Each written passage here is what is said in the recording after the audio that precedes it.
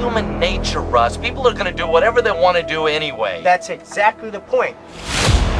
It's because human nature is so self-centered, we have to take certain precautions in order for it to be restrained.